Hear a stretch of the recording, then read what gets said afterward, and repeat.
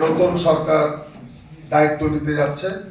আমি অগ্রিম নতুন সরকার অর্থাৎ বাংলাদেশ জাতীয়তাবাদী দলের চেয়ারপারসন তারেক রহমানের নেতৃত্বে যে নতুন সরকার হচ্ছে, এই সরকারকে আমি অভিনন্দন, শুভেচ্ছা, অগ্রিম অভিনন্দন, শুভেচ্ছা ও মোবারকবাদ জানাচ্ছি এবং ইনশাল্লাহ আশাবাদী যে নতুন সরকার তাদের সফলতা অর্জন করবে।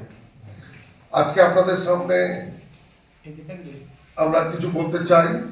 আমরা লক্ষ্য করছি আমাদের ব্যবসা বাণিজ্য পবিত্র মাহে রমজান মাস আর ৩-৪ দিন পরে, কিন্তু আমরা লক্ষ্য করছি যে এই পবিত্র রমজান মাসকে কেন্দ্র করে অতীতের নাই কিছু কিছু ব্যবসায়ী দ্রব্যমূল্য যে ঊর্ধ্বগতির অবস্থা সৃষ্টি করেছে, এটি আমাদের জন্য, সাধারণ মানুষের জন্য অত্যন্ত কষ্টদায়ক এবং আমাদের ব্যবসায়ীদের জন্য এটা কল্যাণময় নয়।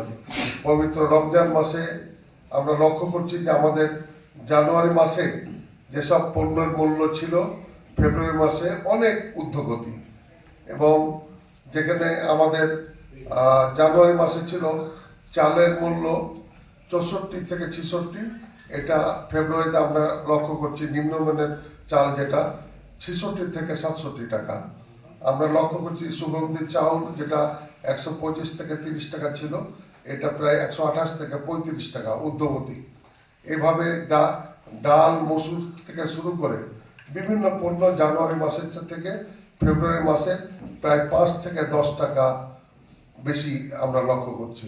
এতে আমরা মনে করি যে আমাদের ব্যবসায়ীরা কি কারণে এটা হঠাৎ করে এক মাসের মধ্যে এত বেশি মূল্য বৃদ্ধি, এটা আমাদেরকে ভাবিয়ে তুলেছে। আমরা মনে করি যে আগামী 3 দিন পরে যে নতুন সরকার আসছে, এই সরকার কিন্তু অত্যন্ত শক্ত অবস্থান নেবেন।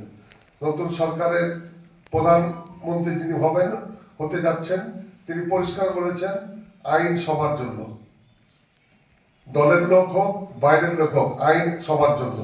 সেহেতু আইন শৃঙ্খলা রক্ষার জন্য উনি কঠোর অবস্থান গ্রহণ করবেন। যেমনি ভাবে তার